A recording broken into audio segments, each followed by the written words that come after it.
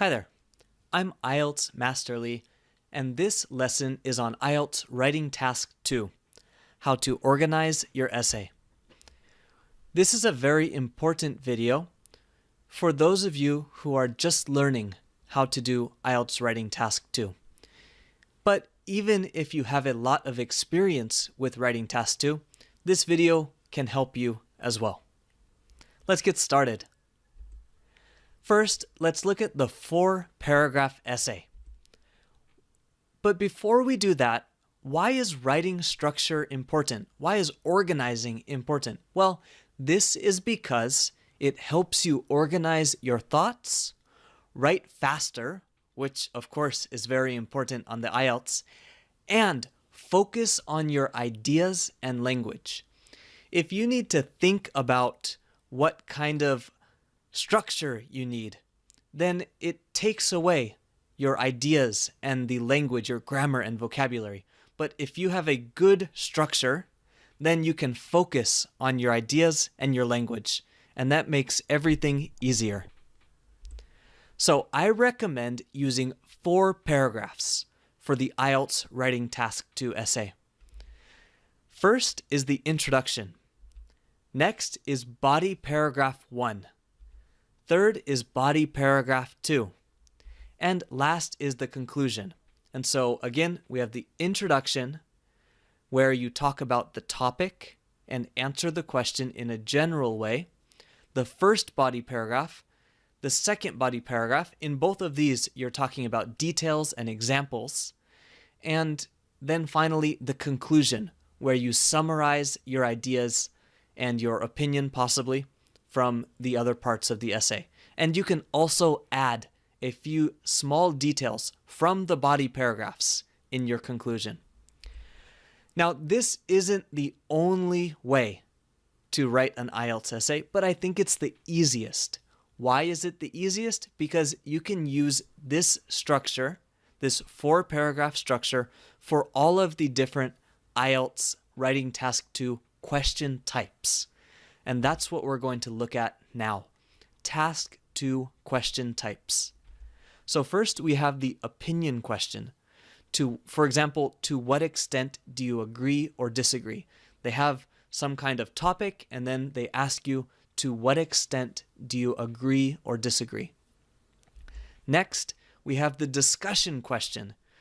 It has 2 different topics or 2 different sides of one topic and asks you to discuss both sides and give your own opinion. After that, task type number 3 is the problem-solving question. For example, explain this problem and suggest some solutions. And then finally, we have the 2-part question type. And we'll take a look at an example of this later. But basically, instead of just one question, like to what extent do you agree or disagree, there are 2 questions. All right. Now, there are different ways to talk about question types, but I think these 4 are useful for almost all IELTS questions. But remember, opinion questions and discussion questions are the most common types, so you need to prepare extra well for these types. All right, let's continue. Let's look at opinion question structure. So we're looking at 4 paragraphs for all of these things: the introduction, body paragraph 1, body paragraph 2, and conclusion. For opinion questions, let's take a look at an example question.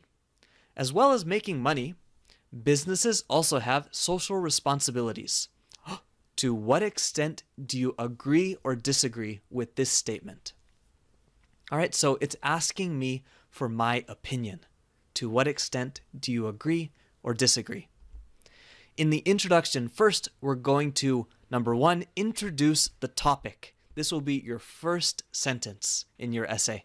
And then you should give your opinion, give your general opinion in the beginning. Now, opinions can be different. You can agree, you can strongly disagree, you can disagree, you can strongly agree, or you can have a balanced opinion where maybe you agree, but there are also some parts you disagree with. And that's possible for some questions as well. So in the introduction, you'll introduce the topic and then give your opinion. In body paragraph 1, you'll discuss your opinion with the first theme. And body paragraph 2, you'll discuss your opinion with the second theme.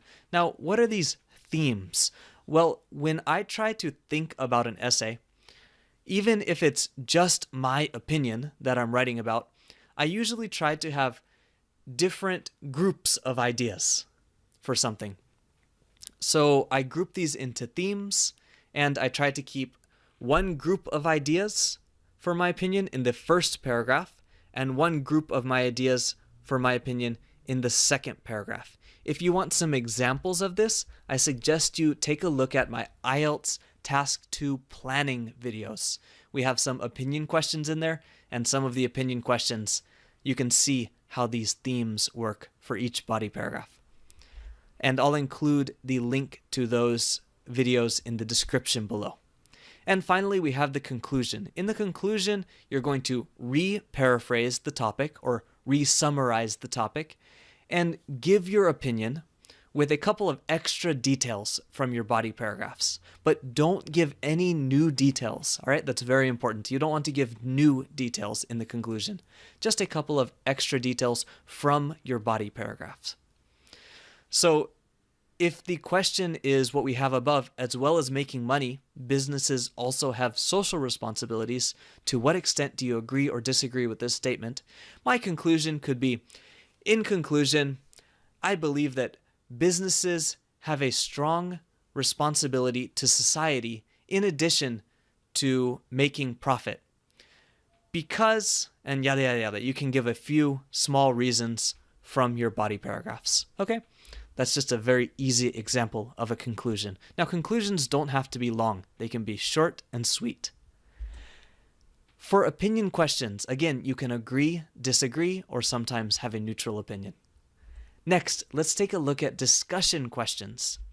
An example question here is, some people think that all university students should study what they like. Others believe that they should only be allowed to study subjects that will be useful in the future, such as those related to science and technology. Discuss both views and give your own opinion. Now, in blue and in green here, I've written side A and side B. This is not in the real IELTS question, okay? But it's helpful to know which one is side A and which one is side B. What's view A and view B? Because we have two views we need to talk about, and it's very, very important to discuss both these views and give your own opinion. So in the introduction, we're going to introduce the topic, both sides, and then we're going to give our opinion. In the first body paragraph, you should discuss one side, and in the second body paragraph, discuss the other side. Now, one of my special recommendations is that in the first body paragraph, you should discuss the side that's the opposite of your opinion. And in the second body paragraph, you should discuss the side that's the same side as your opinion. Why?